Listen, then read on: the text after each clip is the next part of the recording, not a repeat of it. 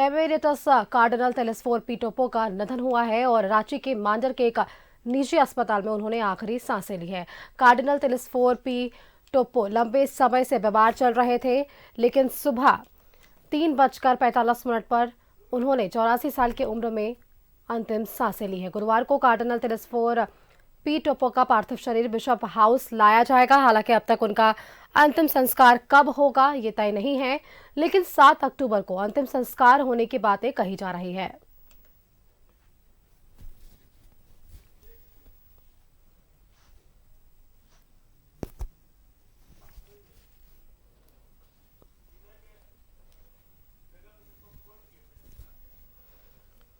तो देखिए, cardinal Telesphore P Toppo का निधन हुआ है। 83 साल की उम्र में उन्होंने मांडर के निजी अस्पताल में अंतिम सांसें ली है। काफी दिनों से वे बीमार चल रहे थे, उनके लंग्स में पानी घुसा था, जिस वजह से उन्हें आईसीयू में शिफ्ट किया गया और उनका निधन हुआ है। अपना एक बहुत बड़ा विभूति खोया है। कार्डिनल केवल धर्मगुरु ही नहीं थे, उनका जो सामाजिक दायित्व था और हमेशा इस शहर को उन्होंने अपना शहर माना और इसके साथ एक जुड़ाव उनका रहा है। मतलब झारखंड को वेटिकन सिटी तक पहुंचाना, पूरे विश्व स्तर पर झारखंड की पहचान बनाना, हमको लगता है कि अभूतपूर्व उनके काम रहे हैं और उनसे जो सुनापन आया है, ईश्वर हम लोगों को ये शक्ति दे कि उनके सुनेपन हम लोगों के लिए वरदान बने, एक आशीर्वाद बने, ताकि राज्यवासी जिस सौहार्द के साथ, जिस संभाव के साथ रहते हैं वो कायम। निश्चित रूप से कार्डिनल तेलेस्फोर पी टोप्पो का जाना वो झारखंड के लिए नहीं, देश के लिए का पूर्णी क्षति है। निश्चित रूप से भगवान उनके दिवंगत आत्मा को शांति प्रदान करें और उनके अनुयायियों को उनके नहीं रहने से जो अपार दुख हुई है उसको सहने की असीम क्षमता प्रदान करें, यही ईश्वर से प्रार्थना। कार्डिनल टोप्पो साहब की मौत से हम सब बहुत मर्माहत हैं। वो पूरे भारत ही नहीं, पूरे एशिया के पहले आदिवासी मूल के व्यक्ति थे जिन्हें कार्डिनल के पद पर बैठने का मौका मिला था। ये पूरे झारखंड के लिए एक बहुत शोकाकुल दिन है और हम ईश्वर से प्रार्थना करते हैं कि कार्डिनल साहब की आत्मा को वो शांति प्रदान करे। और वो मेरे पिताजी के भी बहुत करीबी मित्र थे और पिताजी जस्टिस एलपीएन शाहदेव के साथ वो भी झारखंड आंदोलन को अपनी बौद्धिक ऊर्जा से सींचा करते थे। तो ये पूरे झारखंड के लिए, पूरे समाज के लिए एक अपूरणीय क्षति। राज्य ने अपना एक बहुत बड़ा विभूति खोया।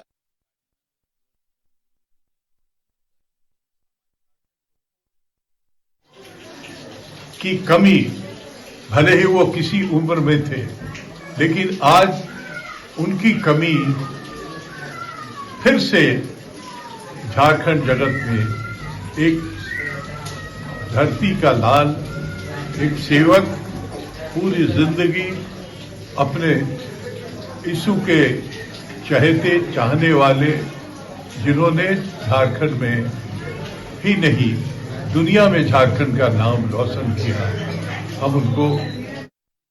धनबाद में एक महिला ने टांगी से काटकर अपने पति की हत्या कर दी, जिसके बाद आरोपी महिला गहरे कुएं में कूद गई। कड़ी मशक्कत के बाद ग्रामीणों की मदद से पुलिस ने आरोपी महिला को कुएं से बाहर निकाला। फिलहाल पुलिस ने आरोपी महिला को गिरफ्तार कर हत्याकांड की जांच शुरू कर दी है। इसे पति को काट डाला, हत्या के बाद कुएं में कूदी महिला। धनबाद के दामोदपुर में एक महिला ने अपने पति की टांगी से काटकर हत्या कर दी। यही नहीं, पति की हत्या के बाद महिला ने 50 फीट गहरे कुएं में छलांग लगा दी, लेकिन कुएं में पानी था और महिला तैरना जानती थी।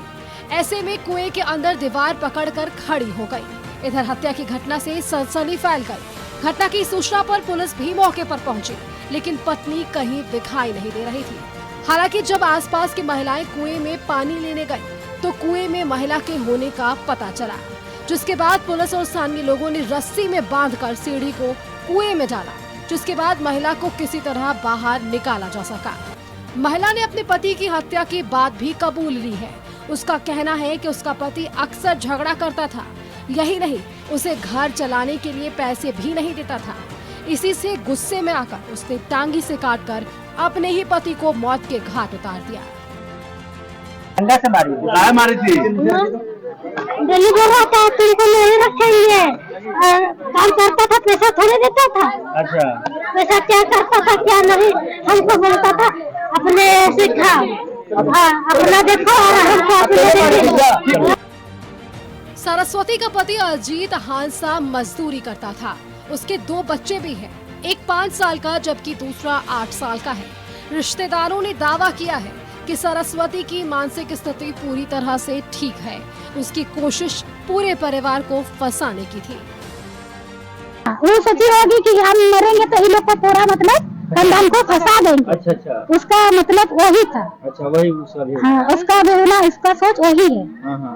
तो वो तो मरी नहीं, पानी था तो कैसे मरेगा? अच्छा, पत्नी तो पागल नहीं ना? पत्नी तो ठीक है? पत्नी एकदम नहीं है, उसका पत्नी जो है ना एकदम सही सलामत है। सही सलाम। फिलहाल पुलिस ने आरोपी महिला को गिरफ्तार कर लिया है। वहीं हत्याकांड की जांच में भी पुलिस जुटी हुई है, लेकिन इस घटना से इलाके में सनसनी फैल गई है। न्यूज़ 11 भारत के लिए धनबाद से बंटी की रिपोर्ट। धनबाद में खुदिया नदी के चेक डैम पर दोस्तों के साथ नहाने गए युवक की डूबने से मौत हो गई है। मौके पर आपको बताया कि दोस्तों ने शोर मचाने से आसपास के लोगों को बुलाया और युवक को बचाने का प्रयास किया, मगर तब तक युवक की मौत हो गई थी।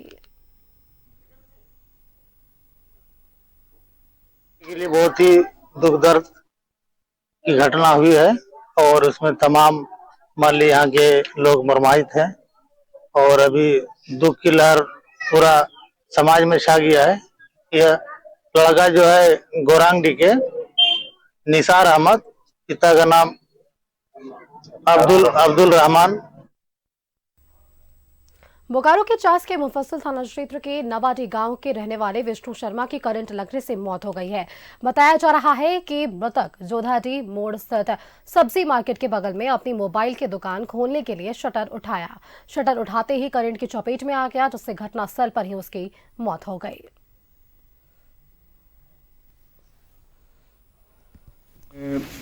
सब्जी मार्केट जोधाडी मोड़ में दुकान खोलने के क्रम में आए थे। दुकान खोलने के क्रम में शटर उठाने के क्रम में बिजली करंट लगा और वहीं पर बेहोश हुए। हॉस्पिटल पहुंच करके डॉक्टर ने उसी क्रम में आज सवेरे 10 साढ़े 10 बजे घर से आया, आकर के बंद दुकान का शटर खोलना चाहा तो उसमें करंट था। अनजाने में ही हाथ लगाया, शटर को उठाना चाहा और मुंह से चीख निकला एक बार। अगल बगल का दुकानदार आकर के देखा कि शटर पटल पड़ा हुआ है, तो इसको किसी तरह से लकड़ी से मार के छोड़ाया। छोड़ाने के बाद इसको पीएम मेमोरियल। धनबाद में रेलवे स्टेशन के करीब एक होटल में छज्जा गिरने से होटल के 2 स्टाफ घायल हो गए। बताया जा रहा है कि होटल की बिल्डिंग काफी पुरानी थी, यही कारण है कि लगातार हो रही बारिश से इस बिल्डिंग का छज्जा गिर गया। आपको बताया कि फिलहाल घायलों को इलाज के लिए अस्पताल में भर्ती करा दिया गया है।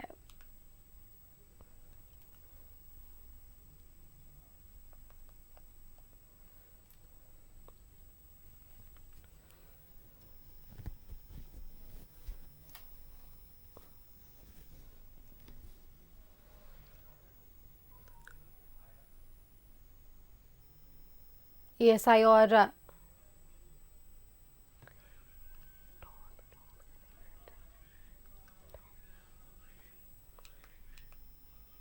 निरसा के कापासारा आउटसोर्सिंग कंपनी की ओर से मशीन लेकर चले जाने की सूचना पर सारे मजदूर आउटसोर्सिंग पहुंचे, जहां सभी ने जमकर कोलियरी और आउटसोर्सिंग प्रबंधन के खिलाफ जमकर नारेबाजी की है। बताया जा रहा है कि कोलियरी प्रबंधक की मिली भगत से आउटसोर्सिंग प्रबंधक मशीन ले जाने का दुस्साहस कर रहा है। मजदूरों का कई महीनों से वेतन नहीं मिला। मजदूरों का कहना है कि जब तक आउटसोर्सिंग प्रबंधक बकाया भुगतान नहीं करता है तब तक मशीन जाने नहीं देंगे। कोलियरी प्रबंधक ने मजदूरों को आश्वासन दिया है कि बिना सहमति के एक भी मशीन जाने नहीं दिया जाएगा। तब जाकर सभी शांत हुए।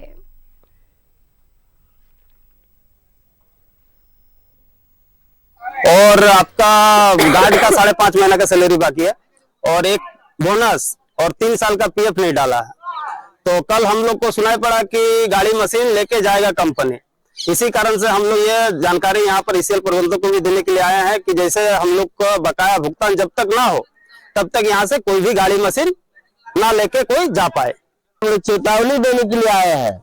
हम लोग मजदूर जितना हम लोग चेतावनी दे रहे हैं प्रबंधक को अगर यहाँ से एक भी गाड़ी मशीन या टायर खुल के भी जाता है तो इसका सारा बीमारी प्रबंधक होगा। आज हम लोग ये भी शपथ लेते हैं कि अगर हम लोग को बकाया वेतन नहीं देता है और पीएफ जो है हम लोग का 3 साल से जो हम लोग का नहीं दिया है, अगर चंदनकियारी प्रखंड सांचल कार्यालय का विधायक अमर बावरी ने आज सुबह 10:30 बजे औचक निरीक्षण किया और इस दौरान बीडीओ, सीओ समेत कई कर्मचारी अनुपस्थित रहे। बीडीओ और सीओ के बारे में बताया गया कि दोनों विभागीय प्रशिक्षण के लिए गए हुए हैं। वही कर्मचारियों के बारे में संतोषजनक जवाब नहीं मिला, जिसके बाद विधायक ने डीडीसी के फोन पर उन्हें फोन कर अनुपस्थित कर्मचारियों के खिलाफ जमकर फटकार लगाई।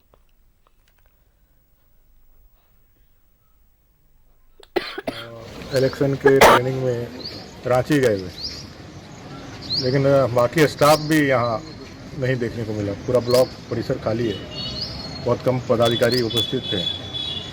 सीडीपीओ हो या अम्बेडकर आवास देखने वाले पदाधिकारी हो, इस तरह के सारे पदाधिकारी यहाँ खाली रहते थे। तो स्थिति अच्छी नहीं है। बारिश है, लेकिन बारिश में कर्मचारियों की दरकार जनता को ज़्यादा है। इसी समय में तो उनको काम देखना है। कई मकान जो है जो कच्चे हैं वो धंसने के लिए तैयार थे। ऐसे समय में लोगों को खड़ा होना चाहिए। विशेष करके आज हम लोग आए थे, जो अपना पीडीएस का दुकान में जो चावल वाला मामला चल रहा है उसको लेकर के बैठने के लिए आए थे। तो एमओ के चार्ज में है वीडियो, आज उपलब्ध नहीं रहे। धनबाद के जिन तालाबों में डुबकी लगाकर लोग सूर्यदेव को अर्घ देते हैं, उन तालाबों में दर्जनों नाले का गंदा पानी पहुंचता है। तालाबों की छठ के समय सफाई होती है, लेकिन गंदगी खत्म होने का नाम नहीं ले रही है। खास रिपोर्ट देखिए। महापर्व में जिन पवित्र तालाब में डुबकी लगाकर श्रद्धालु अर्घ्य देते हैं, उसमें 40 से ज्यादा गंदे नाली का पानी पहुंचता है। ये एक तालाब का हाल नहीं है, बल्कि शहर के दर्जनों तालाब का यही हाल है। इस तालाब को देखिए, जहां चारों ओर गंदगी का अंबार है। यहाँ लोग पिंडदान भी करने आते हैं। तालाब से गंदा है, गंदगी है। तालाब में बहुत कीड़ा है, मकोड़ा रहता है। हम लोग अभी छुटका पड़ा नहाने आ रहे हैं, इसी में हम लोग दिक्कत होता है। अब छठ आएगा दिवाली के बाद, तब सफाइया होगा ही। कुछ तालाब बचा भी था तो उसका लोगों ने अतिक्रमण कर लिया या फिर पूरी तरह से भर गया। ये भी तालाब था, लेकिन उसने अपना अस्तित्व चारों ओर से खो दिया। मछुआरे यहाँ मछली मारकर अपना जीविकापार्जन करते थे। तो 96 से मारता था और 1908 तक मारा, उसके बाद बंद कर दिया। क्या कि कचरा उचड़ा सब भर गया तालाब में, मछली उतना नहीं होता है, नाली का पानी घुसता है, कोई पॉलीथीन गिराता है, कोई फूल का पॉलीथीन गिराता है, तालाब भर दिया है। सहायक नगर आयुक्त का कहना है कि छठ और दशहरा पूजा को लेकर तालाब की सफाई की जाएगी। ऐसे भी नगर में सफाई अभियान चलाया जा रहा है और प्रशासन का उस पर पूरा ध्यान है। जो भी वाटर बॉडीज है उनकी सफाई के लिए अभी एक प्रोग्राम चलाया गया था।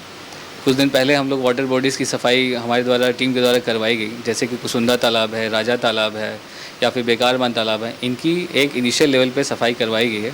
बाकी जब ये पर्व आएंगे उस समय भी एक्सटेंसिव सफाई इनकी करवाई। सवाल ये खड़ा हो रहा है कि दशहरा और छठ पूजा में सफाई करने की बात तो की जाती है, लेकिन बाकी समय साफ सफाई कौन करेगा? गंदी नालियों का पानी तालाब में आ रहा है, उसकी स्थायी व्यवस्था क्यों नहीं की जाती? धनबाद से अशोक की रिपोर्ट। और ब्रेक के बाद एक बार फिर से आप सभी का स्वागत है। बढ़ते हैं खबरों के साथ। धनबाद नगर निगम में करोड़ों की घोटाले की खबर जो है वो सामने आती है और ऐसे में नगर निगम में गड़बड़ियों की जांच अब सरकार कराएगी। आपको बताएं कि इस पूरे मामले पर नगर विभाग के सचिव से विधायक पूर्णिमा सिंह ने मुलाकात की है। करोड़ों की खरीदारी के नाम पर गड़बड़ी की शिकायत सरकार तक पहुंच गई है। झरिया विधायक पूर्णिमा सिंह ने नगर विधायक विकास विभाग के सचिव को पत्र लिखकर धनबाद नगर निगम में जेम पोर्टल के नाम पर हो रही खरीदारी में गड़बड़ी की जांच कराकर रिपोर्ट सौंपने का निर्देश दिया है। विधायक ने नगर विकास विभाग के सचिव को लिखा है कि जेम पोर्टल से खरीदी जाने वाली सफाई सामग्री में निगम के पदाधिकारी और कर्मियों की मिलीभगत से अनियमितता बढ़ती जा रही है और इसकी ऑडिट कराकर संबंधित दोषियों पर कार्रवाई की जाए।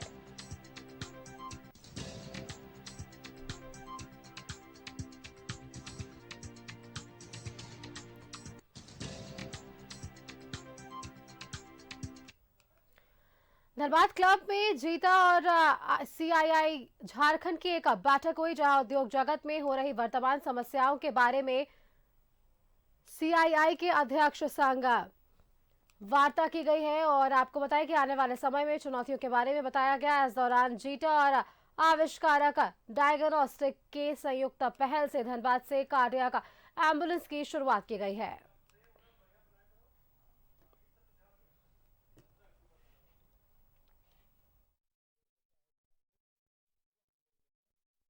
का कोई प्रीमियम नहीं लेंगे, किसी तरह कोई रॉयल्टी नहीं लेंगे।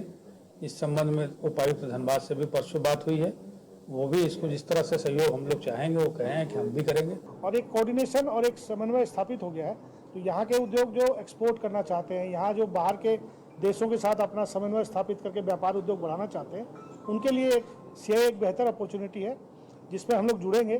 तो इनके सारे डाटाबेस और 133 कंट्री में सीआईआई की एक एसोसिएट बॉडी है और पूरे भारतवर्ष में 65 सेंटर्स हैं जहां पे हम लोग उनके साथ कनेक्ट कर सकते हैं। चिरकुंडा नगर परिषद क्षेत्र को स्वच्छ और सुंदर चिरकुंडा बनाने का दावा खोखला साबित हो रहा है। चिरकुंडा शहीद चौक के पास पानी का जल जमाव स्विमिंग पूल की तरह दिख रहा है। साफ मार्केट की दर्जनों दुकानों में पानी प्रवेश कर गया है। दुकानदारों का साफ तौर पर कहना है कि पिछले 5 सालों से यह परेशानी वे लोग झेल रहे हैं, लेकिन अब तक समस्या का निवारण नहीं हुआ।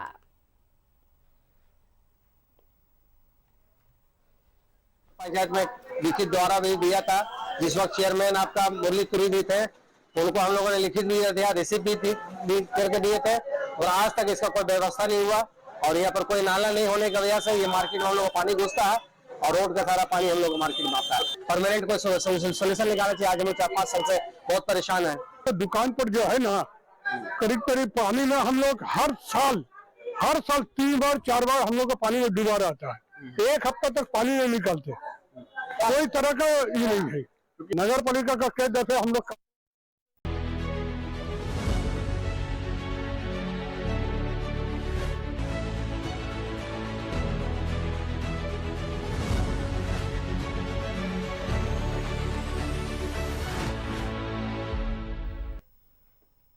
और ब्रेक के बाद एक बार फिर से आप सभी का स्वागत है। बढ़ते हैं खबरों के साथ। बोकारो जोन के बैंक ऑफ इंडिया ने बैंकिंग कॉरेस्पॉन्डेंट सेवा के तहत काम करने वाले कई लोगों के आईडी को ब्लॉक कर दिया है, जिसके विरोध में सभी आईडी धारकों ने बैंक ऑफ इंडिया के जोनल मैनेजर से मुलाकात की और इस नियम पर विरोध जताया।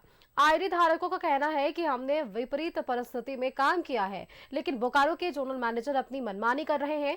बता दें कि ये आईडी धारक सुदूर ग्रामीण क्षेत्रों में बैंकिंग सुविधा उपलब्ध कराते हैं, जिसके एवज में उन्हें कमीशन की राशि मिलती है। साथ ऐसा व्यवहार किया जा रहा है कि अगर नहीं हुआ तो हम लोग आत्मदाह करेंगे। हम लोग धरती में रहे या नहीं रहे, लेकिन हम लोग ये शोषण नहीं चलने देंगे। हजारीबाग जोन में सबका आईडी चालू है, लेकिन बोकारो जोन में पता नहीं इन लोग का कोर्ट, मान लीजिए उच्च न्यायालय से भी लोग अपने आप को ऊपर समझते हैं। सभी बीसी का आईडी इन्होंने टेम्पोरली। धनबाद में एजेंसी की ओर से बकाया मानदेय भुगतान की मांग को लेकर विद्युत विभाग में कार्यरत मानव दिवस कर्मियों ने करीब 4 घंटे तक आंचलिक कार्यालय का घेराव किया है। अधीक्षक अभियंता से वार्ता के बाद लोग शांत हुए। प्रदर्शनकारियों की मांग है कि उन्हें ईएसआई और पीएफ की सुविधा दी जाए।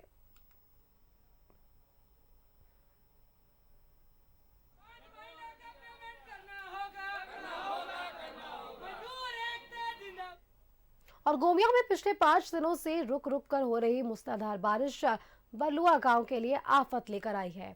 चिड़वा नदी का जलस्तर इतना बढ़ गया है कि बाढ़ आ गई है और इससे ग्रामीण लतवा गांव में कैद हो गए हैं। ग्रामीणों का बनाया हुआ अस्थायी लकड़ी के पुल को भी बाढ़ का पानी बहा कर ले गया। इस वजह से गांव का संपर्क बाहर से टूट गया है।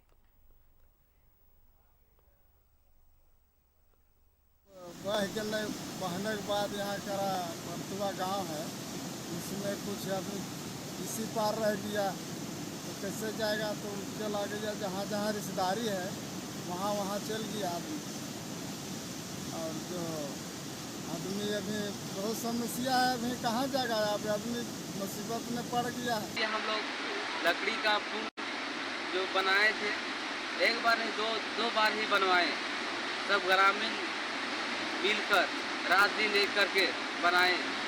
और दूसरा बार भी आज देखिए कितना बारिश हुआ कि। और अपना कोयलांचल मेरे साथ फिलहाल इतना ही, मुझे दीजिए इजाजत। नमस्कार।